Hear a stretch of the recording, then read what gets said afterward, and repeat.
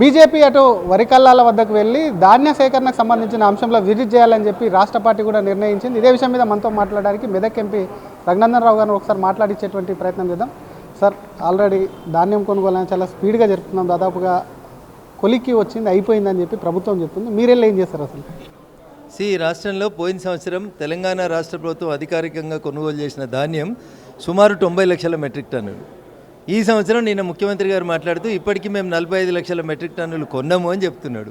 So పోయినసారి కొన్న దాంట్లో సగం కొనలేదు, మరి 80% అయి కొన్నామని ముఖ్యమంత్రి అది హైదరాబాద్లో కూర్చొని అబద్ధాలు చెప్పడం ఎంతవరకు కరెక్ట్? ఫీల్డ్లో ఎంత ఉంది వరి ఒకసారి వచ్చి పోయి చూద్దామని చెప్పేది మా ఆలోచన. దానికోసమే ఫీల్డ్ విజిట్కి వెళ్ళాలని మేము నాయకులందరం కూడా నిర్ణయించుకోవడం జరిగింది. మీరు ఎక్కడ వెళ్ళబోతున్నారు, ఎప్పుడు వెళ్ళబోతున్నారు?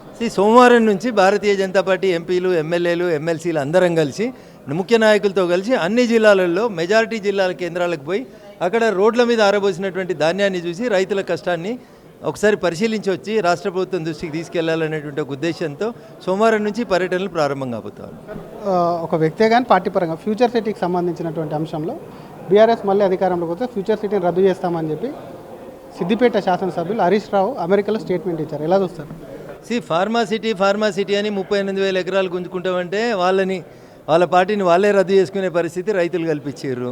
ఫార్మా సిటీ పోయింది, వాళ్ళు పోయినరు. ఫ్యూచర్ సిటీ పేరు మీద ఇంకొక ఆయన ఏదో ప్రయత్నం చేస్తూ ఉన్నాడు. 2 ఏళ్ల తర్వాత ఈయన కూడా పోతాడు. ఎందుకంటే అది నా ఫార్మా సిటీ, నా ఫ్యూచర్ సిటీ. అదేమని ఉంటే ఫార్మర్ సిటీ. ఆ ఫార్మర్ సిటీని ఫార్మర్సే రక్షించుకుంటారు, వాళ్ళ అభివృద్ధికి వ్యతిరేకమని అంటలేరు. కానీ 30,000 ఎకరాలు, 40,000 ఎకరాలు, 50,000 ఎకరాలు ఏం చేస్తారు? 10 ఏళ్లలో ఫార్మా సిటీ పేరు మీద హరీష్ రావు గారు ఒక 100 ఎకరాలలో ఒక 100 కోట్లతో ఒక ఫార్మా కంపెనీ అయినా కట్టిరా. మీరు కట్టనప్పుడు హెలికాప్టర్లు వేసుకొని మీరు తిరుగుతేంది, మా పొలాలు గుంజుకుంటే మాకేంది అనేది రైతన్నల యొక్క ఆగ్రహం. దాన్ని అర్థం చేసుకోకుండా వాళ్ళు ఫార్మా సిటీ అని నినాదం బాగుందని వాళ్ళు పోయినరు.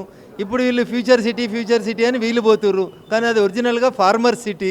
అది ఫార్మర్సే కాపాడుకుంటారు, ఫార్మర్ సిటీగానే కొనసాగించబడుతుంది. బీజేపీ ఒకవేళ అధికారంలో ఫార్మర్స్ నచ్చితే ఒక ఫార్మా కంపెనీ రావచ్చు, ఓ ఫ్యూచర్ కంపెనీ ఏదైనా రావచ్చు. కానీ ఇట్లా దౌర్జన్యం చేసి నా పేరు ఉండాలని ఈయన, నా పేరు ఉండాలని ఆయన, అరే అది మా తాతల పేరున్న భూమిలో పోయి నువ్వేమని రైతులు అడుగుతున్నారు. ఒకవేళ బీజేపీ అధికారంలోకి వస్తే అధికారంలోకి వస్తే ఫార్మర్ సిటీని కొనసాగిస్తాం, ఫార్మా సిటీ అవసరం ఉన్న చోట కడతాం, ఫ్యూచర్ సిటీ అవసరమైతే ఫ్యూచర్ సిటీ అవసరాలకు అనుగుణంగా తీర్చిదిద్దుతాం.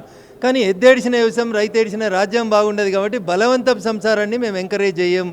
రైతన్నల్ని ఒప్పించి మెప్పించి నిజాయితీగా చేసేటువంటి కార్యక్రమాలకి మేము మద్దతు ఇస్తాం. కానీ ఇట్లా బలవంతంగా నా పేరు కోసం ఫ్యూచర్ సిటీ, నీ తాత పేరు కోసం ఫార్మా సిటీ అంటే ఏ సోప్ జాంతానే. క్యాబినెట్ ఎక్స్పెన్షన్ అంటూ మంత్రివర్గ విస్తరణ అంటున్నారు, ఏమన్నా? రఘునందన్ రావు ప్రధానమంత్రి గారి ప్రిరాగేటివ్. భారతీయ జనతా పార్టీలో నాకు మంత్రి నీకు మంత్రి అని ఎవరైనా మాట్లాడితే అది మూర్ఖత్వం తప్ప ఇంకొకటి కాదు. లాంగెస్ట్ ఎలక్టెడ్ ప్రైమ్ మినిస్టర్గా జూన్ 10వ తారీఖుకి 12 సంవత్సరాలు పూర్తి చేసుకొని భారత ప్రజాస్వామ్య వ్యవస్థలో అందరికంటే ఎక్కువ కాలం ప్రధానమంత్రిగా నిలబడినటువంటి నాయకుడిగా నరేంద్ర మోడీ గారి పేరు చరిత్రలో నిలబడబోతా ఉంది. జవహర్లాల్ నెహ్రూ గారు 5 సంవత్సరాలు నామినేటెడ్ ప్రధానమంత్రిగా ఉన్నారు. కాబట్టి ఈ సందర్భంగా దేశ ప్రధానిగా నరేంద్ర మోడీ గారు చేసినటువంటి పనులని ప్రజలకు చెప్తాం. ఖచ్చితంగా మళ్ళొకసారి కూడా మోడీ గారి నాయకత్వంలో ఈ దేశాన్ని ముందుకు తీసుకుపోతాం. నరేంద్ర మోడీ కొట్టబోయే రికార్డులో రఘునందన్ రావును చూడవచ్చు అని అడుగుతున్నాం. మెదక్ పార్లమెంట్ సభ్యుడిగా రఘునందన్ రావు ఆల్రెడీ ఉన్నాడు కదా.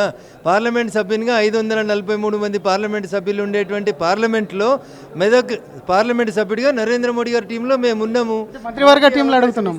పార్టీ అవకాశం ఇస్తేనే మేము ఇందాక వచ్చినాం. అరే ఒక్కొక్కరికి ఒక్కొక్క బాధ్యత ఇస్తారన్న. అందరూ మంత్రులే గారు. 543 మంది ఎంపీలు మంత్రులు గారు. 80 మందే అవుతారు. ఆ 80 మందిలో వాళ్ళతో పని నడుస్తుంది, మేము మిగతా పనులు చేస్తూ ఉంటాం. Thank you sir. ఇది అసలు వడ్ల కొనుగోలుకు సంబంధించినటువంటి అంశంలో గతంలో చేసిన దానికంటే సగంలో కూడా చేయలేరని చెప్తుంది. మరొక పక్క మంత్రివర్గ విస్తరణ అనేది మోడీ గారు పార్టీ తీసుకునేటువంటి నిర్ణయం. కాబట్టి పార్టీ ఏదప్ప చెప్పినా కానీ నరేంద్ర మోడీ ఆయంలో నరేంద్ర మోడీ ఆధ్వర్యంలో పనిచేసేందుకు సిద్ధంగా ఉన్నానంటూ కూడా మెదక్ ఎంపీ రఘునందన్ రావు గారు అంటున్నారు.